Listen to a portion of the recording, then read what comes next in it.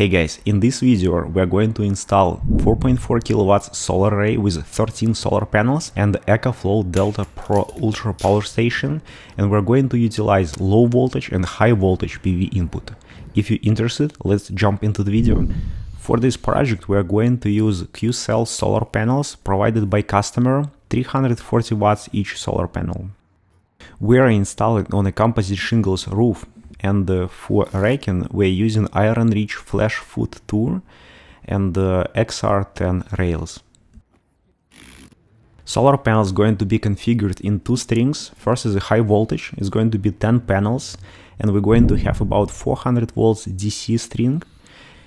Ecoflow power station can accept 450 volts DC, so in theory we can add one additional panel to make 11 in a string, but then we're gonna be too close to the limit, and in the cold weather we can hit maximum voltage and potentially it could damage the power station. So to be safe, we're installing 10 panels, and we're gonna have about 40 to 50 volts safe margin for cold weather adjustment. Low voltage string is going to be 3 panels in series, and we're gonna have about 120 volts DC power, and the power station can accept 150 volts, so we are safe here. And right here is interesting situation. We have many holes drilled into the roof and we have heavy rain. The best approach here is to install L-foots without sealant, just to protect holes from water, or we can add sealant into the holes and it's going to protect from water, and of course it's just a temporary solution. Now we have to wait till rain is gonna stop, and then about 1 hour till roof is gonna be dry again and we can continue installation.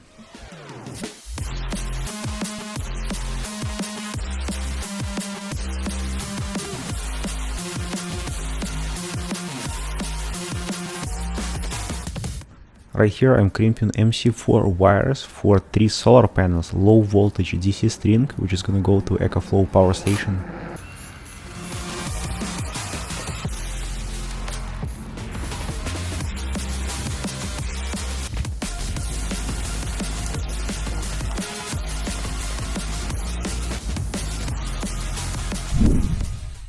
Also I'm adding one additional rubber flashing for extra water protection. After finishing all rails work and grounding them together, we lifted all solar panels and we can start installation of them.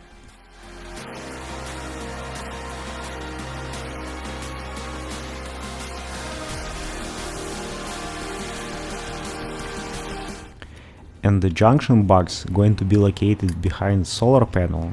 So I'm going to finish this box first, and then we can install last panel. Also we need to drill 2 1/4-inch whip holes to allow condensation water to escape from a junction box.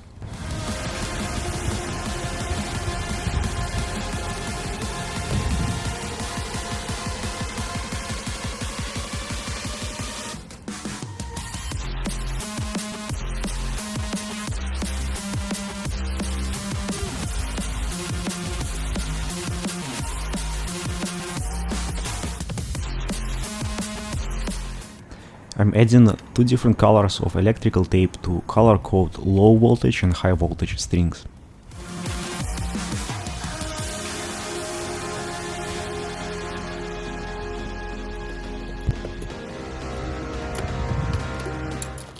Main electrical panel located on the opposite side of the house from a garage where Ecoflow power station is going to be located. And the customer already pre-installed Ecoflow smart panel. As you can see, transfer switch was detached from smart panel and is going to be installed in a garage close to Ecoflow power station. And right here I'm going to install AC disconnect, which is going to trigger a rapid shutdown function and shut off power from solar panels in case of emergency. And for the rapid shutdown, so how it works, inside this small conduit we have wire which is going into AP smart power adapter. Then we have 2 wires, one is neutral going right here and one is hot wire going into disconnect box, so it's landing right here. And the other black wire, that one, is going back to this panel, and here's RSD rapid shutdown, and landing on a 15 amps breaker, because this is 14 gauge. And we want rapid shutdown to be powered from a sub panel, because if power outage is going to happen, we want to, of course, power to be on the RSD. And here's the opposite side of these wires going into power adapter. That's going to power transmitter. Now we did run all wires into this junction box through AP Smart, and we have low and high voltage here. Now we just need to crimp MC4 connectors, and we're ready to connect solar panels to Ecoflow power station.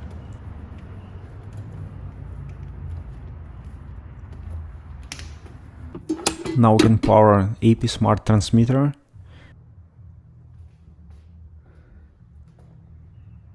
connect PV input, and turn a switch on the Ecoflow station.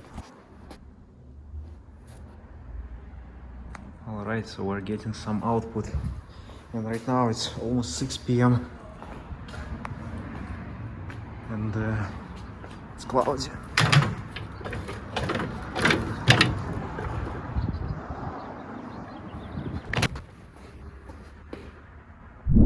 And at this point, installation is finished. Alright guys, that's all about this video. I hope you'll find something useful here. As always, thank you for watching and see you later.